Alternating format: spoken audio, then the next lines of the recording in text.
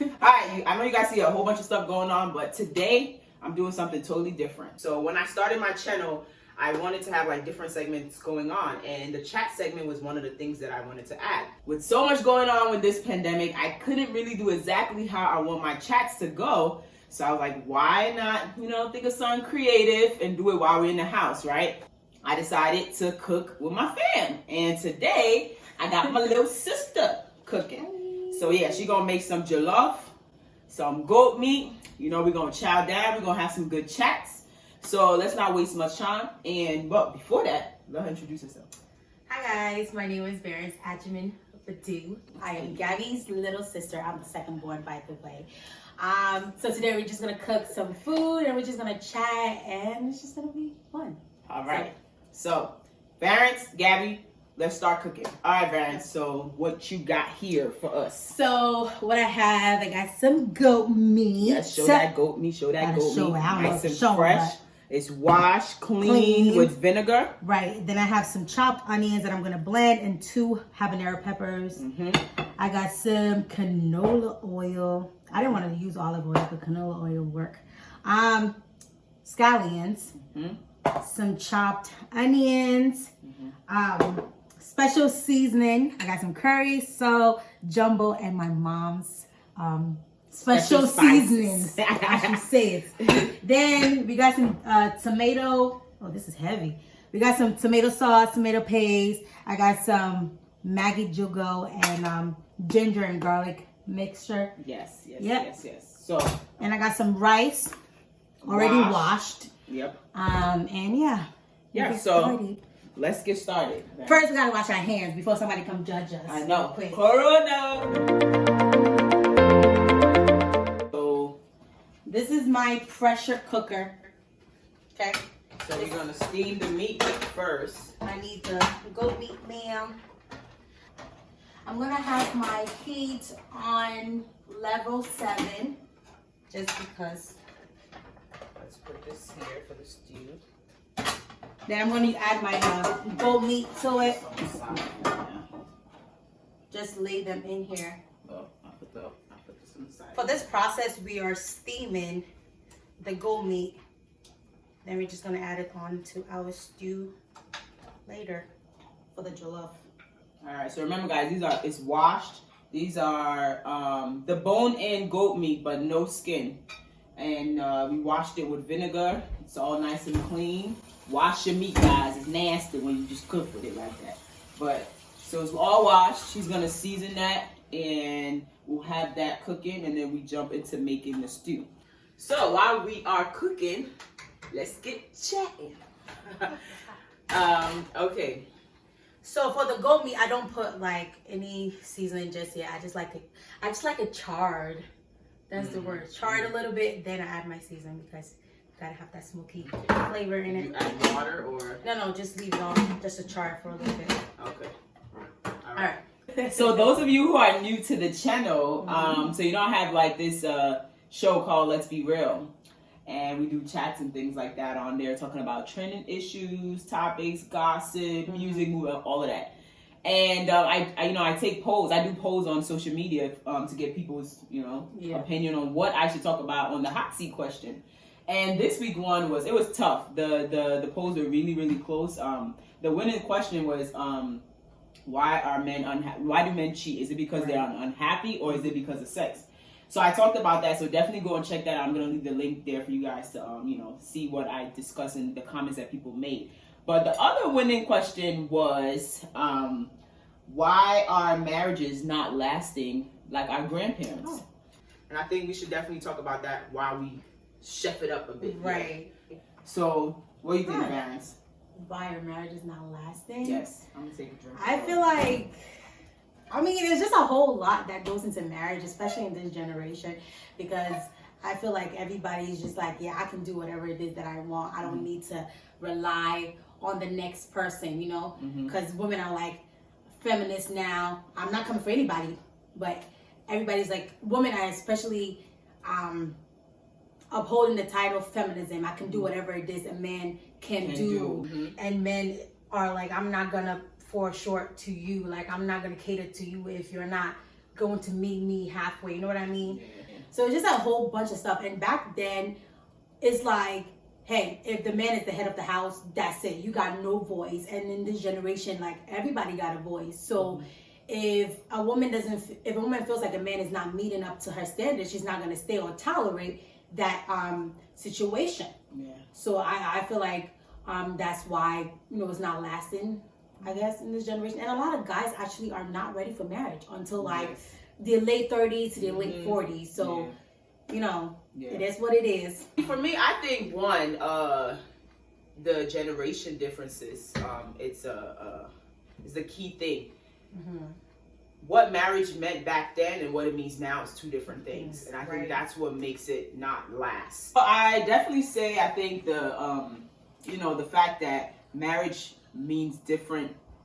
It meant different back then than what it is now. I think plays a big role because what we hear, what we see is that especially growing up a little bit in Africa, you see that they're forcing people to marry at very young ages without actually, quote unquote, being in love, right? Mm-hmm. So you can be forced to marry at a young age because of money for your family, or because they feel like you need to get out the house, you're getting old, you need to have kids or whatever. It's like once you're in it, it's like, hey, let me stay because I think it's the best. I don't know. There's so many reasons. And I think for now, our generation is like being independent and having your own is what's important first for most of the youth before the marriage. So it's like if they don't get it, they don't mind. But when they get it, why it's not lasting, I think one main issue is understanding sacrifice. And that's one thing I see in our parents and grandparents, that they sacrificed a lot, and that's what made their marriages last. And some people now would say, I don't want to sacrifice my happiness. I don't want to sacrifice just because of the kids and be unhappy. So they tend to leave, marriages pretty early. Right. Because, sometimes people say, oh, okay, if you know somebody for like 6 months to a year, like it's good enough, marry them. And then people are like, I don't know you well, maybe that's not good. And then you have relationships where there's couples have been together for like 5 to 7 years, they finally marry, and in 2 years they divorce. So it's like, what's really the thing? I feel like it becomes like, it's more of what each person is kind of going through. Right. What's your values? What do you feel like you're okay to sacrifice with? Is the woman okay to bring herself down and make the man be the head of the house, even though she may make more than him? Right. So many factors, so many factors, but it's a lot. You can't just pinpoint to just one thing. But it's sad though. It's really sad though, because you do see a lot of divorce rates like going up higher and higher, day in and out, in our generation more than then. But then it's like back then, a lot of them were forced, and it's like, were they really happy? Were they really in love? I don't think they were, but they stayed.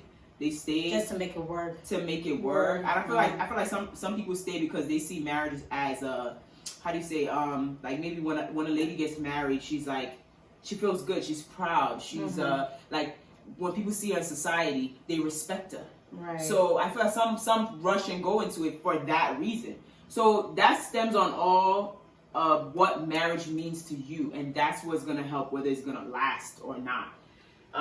And we can learn from what our grandparents did back then, because you can see some of our grandparents now and they don't necessarily look happy, but it's like they've been with them for all these years. They're like, man, let me just stay.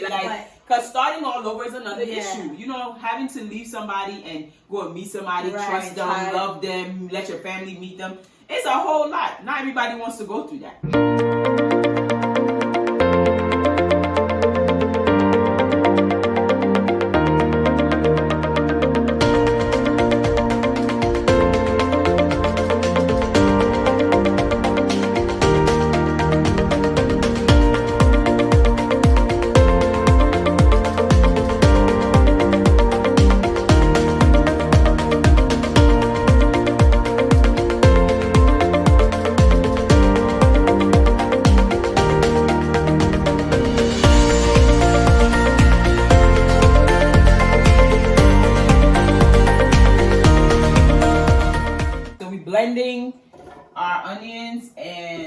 habanero peppers. I only use 2. I don't use a lot. I don't like my jollof spicy. So if you like it spicy, your preference, add more pepper. But we're keeping it at a mild taste. We're continuing. We finished blending the onions and the pepper, and we have the goat meat. We're gonna open it up. It's still steaming, but we're gonna. This pressure cooker, you actually need some water on it to like open it. I don't know. It's so old-fashioned. So right now I'm gonna have Gabby add the tomato sauce. Using a whole can of tomato sauce. This is like great. I usually use half. When I use the half, I use the whole one.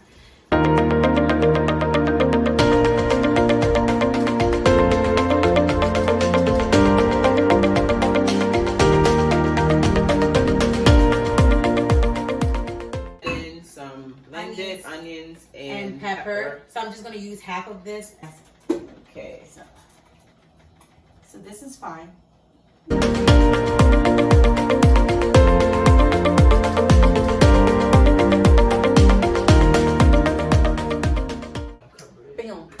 pew. That's a chopper. We're having this cook for about 10 minutes, then we'll check up on it, then we'll add the rest of the tomato sauce and everything. Jollof is online. So, yeah.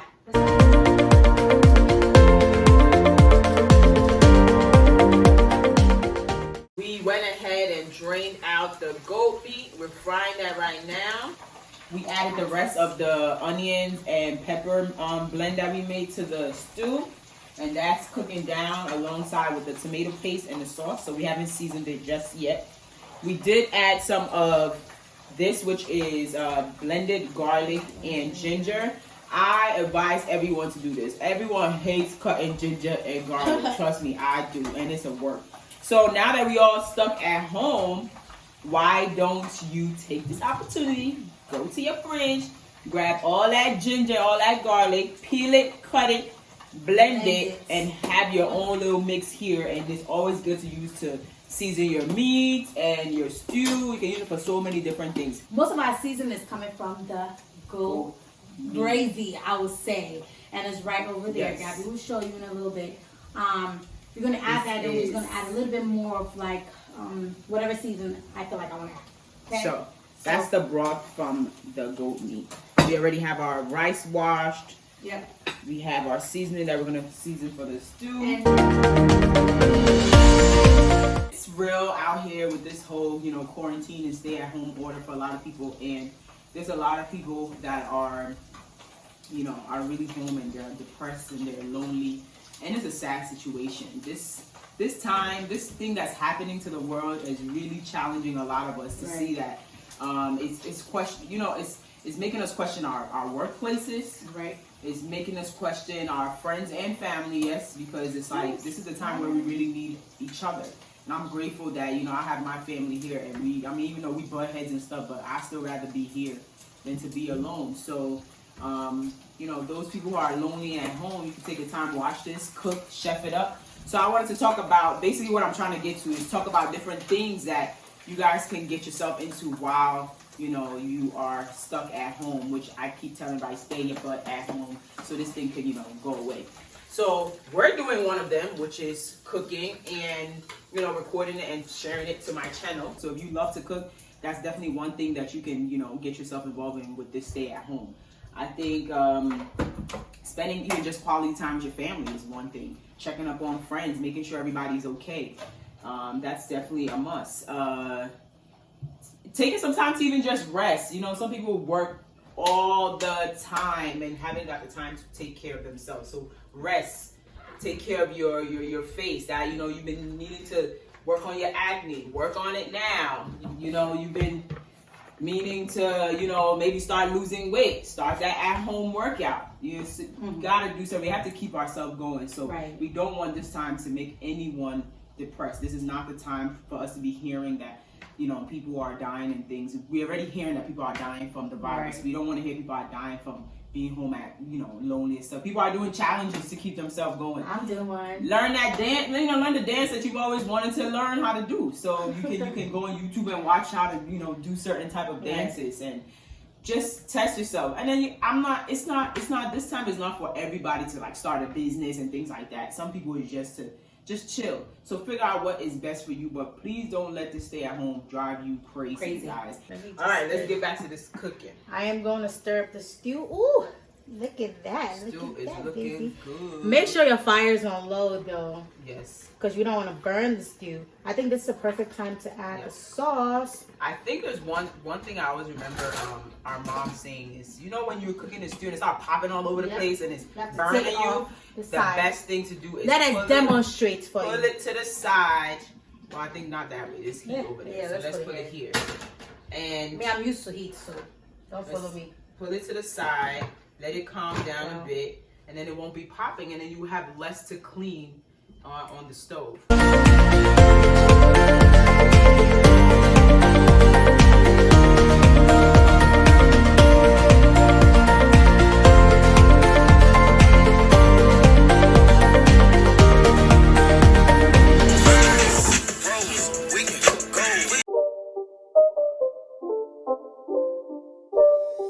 It's not a game, it's a rich thing.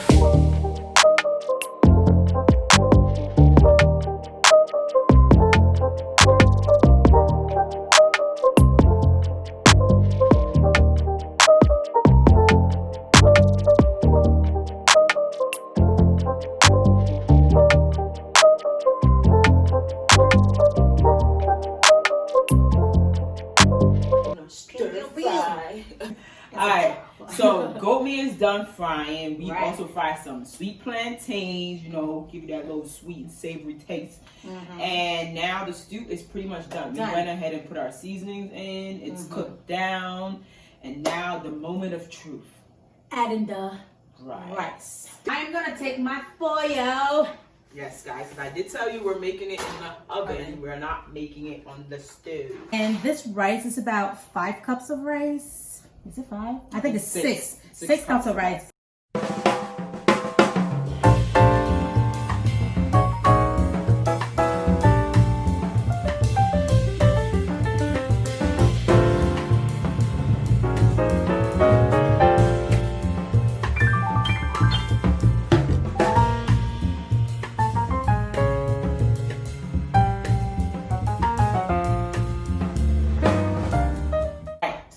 So we're gonna let that cook down. We gonna relax. I'm tired of talking, but you're tired. I'm not. A little trick to making it nice and red. Y'all gotta clap.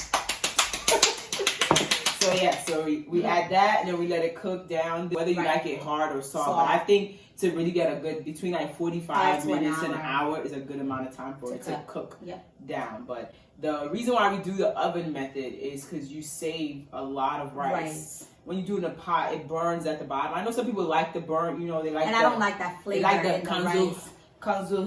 No, let me stop. But they like they like the bottom part of it. I see that's why they like to make it on a pot. We want all our rice. I want all my rice. Yeah. So if you if you still want the little crunchiness, you can just keep it in the oven for a little bit, and you can actually take the cover off to get that crunchiness. But yeah, we're gonna let that cook, and we'll be right back.